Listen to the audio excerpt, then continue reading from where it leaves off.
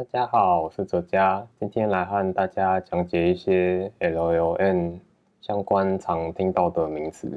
那这支影片适合对 LLM 还不是那么了解的人。那首先我们就来讲最常听到的 token。那什么是 token 呢？中文翻译叫做词源。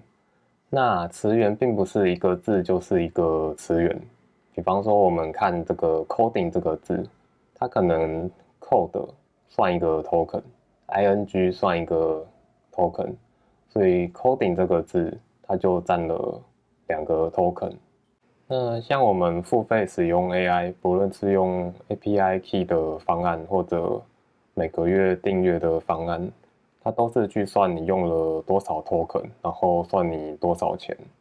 那像 Cursor 它是固定每个月就给你多少额度，那用完就没有了。那 Cloud Code 的规则是每5个小时会刷新一次你的额度。那为什么常常听到 Cloud Code 会被锁账号呢？那听说啦，这也不是准确的消息，就是 Cloud Code 并不是每个月算好就是给你多少额度，它5个小时会刷新一次。那如果他觉得你用的太多了，每5个小时都不断的用好用满，那可能对他来说就是不划算，那就是可能会锁你账号。那提到了 token，我们就要讲到 context window。那 context window 就是说，我们这个对话的上下限可以使用多少个 token。那它是会跟你选用的模型有关。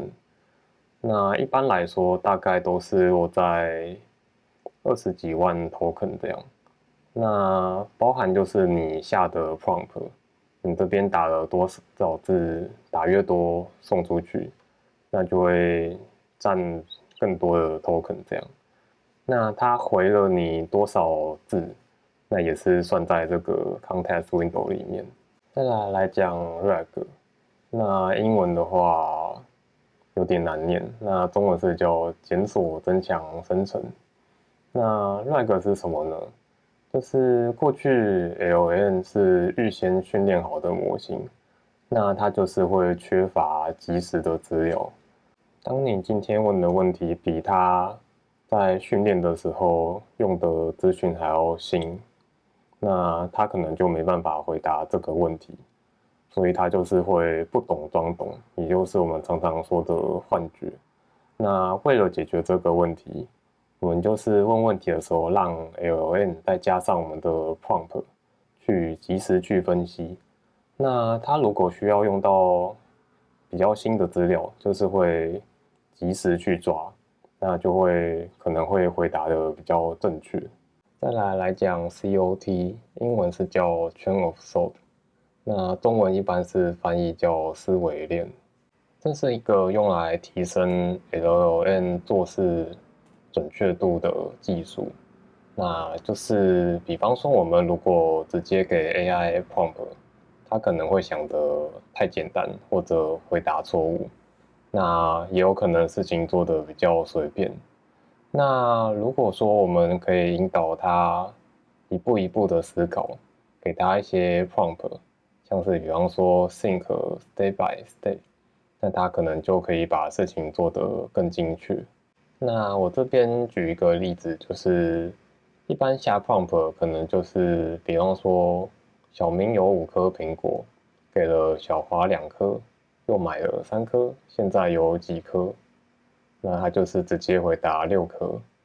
那如果运用 COT 的技术的话，就是会加一个请一步一步的思考，那它可能就会一步一步的想。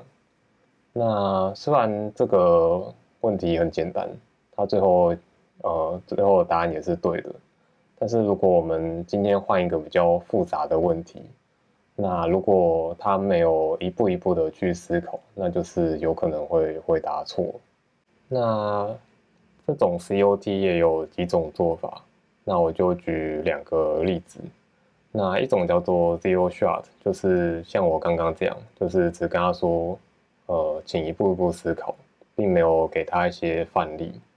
那像 Fuchsia COT 的话，就是会给他一些范例，比方说我今天是想要让他回答这个问题，那我可能可以举一个例子，就是什么小明有6颗苹果，然后给了谁几颗，又买了几颗，那现在请回答这个问题，他有5颗，给了小华2颗，又买3颗，那他可能就可以从你提供的例子里面，然后一步一步思考，然后回答的比较正确这样。再来讲 prompt engineering， 那简单来讲就是我们用任何手段让 LLM 回答的更准确，做事更精确，那这些都是 prompt engineering， 包括上述提到的 RAG、COT， 它也都是这个 prompt engineering 的一部分。那它中文一般是叫提示词工程。那我们可以看到下面这张图，左边就是很一般 user 提问，就是 user query， 然后经过 LLM output 这样，那这就是很基本。那加上提示词工程，就是它会卡在这个查询中间 user query 之后，然后经过一些提示词工程手段，然后再丢到 LLM， 让它做得更好，有更好的结果这样。另外还有一个常见的方法叫做角色扮演，就是我们在 prompt 里面加上说，你现在是一位分析专家，那你现在要分析什么事情？那他就会以这个角色的角度去做事情，那可能也会有更好的结果。那刚刚讲解完了 LLM 一些常听到的名词，那接下来介绍 LangChain 和 LangGraph。这2个就是我们在开发 LLM 相关应用的时候常常会用到的框架这样。那它就是收录了一些很多方法，然后有做好了一些工具，那我们就是照着它这个框架下去做，就可以很好的去开发 LLM 相关的应用。那 LangChain 它是比较简单，就是它都是线性的，就是不会像右边你看 LangGraph 这么复杂。那 LangChain 它就是一开始会有输入，然后再来就是一步一步往下做这样。那 LangGraph 就会做得很复杂，它可能会往前，然后又网状的去调用更多 agent， 然后它有可能还会再往回，然后又再往前，就是会把它做得很复杂。那什么时候用 LangChain 或者 LangGraph， 就是取决于你今天做的事情。如果是比较线性的话，那可能就是用 LangChain 就够了。那如果你今天做的事就是需要很复杂，它下了一个 prompt 就要去调用多个工具，那就会比较适合用 LangGraph。那再来就是讲使用 LangChain 和 LangGraph 开发的时候，就是一定要使用 vibe coding， 就是因为他们更新的太频繁了。那今天这个做法是这样写，那下一个专案你可能会想用比较新的版本，然后它又改做法了，所以你在用 LangChain 开发的时候，就是特别适合用 vibe coding 去做开发，但它有提供它的 document NCP， 你就是上网搜 LangChain， 然后这边就会有它的 NCP， 那点进来就是这个。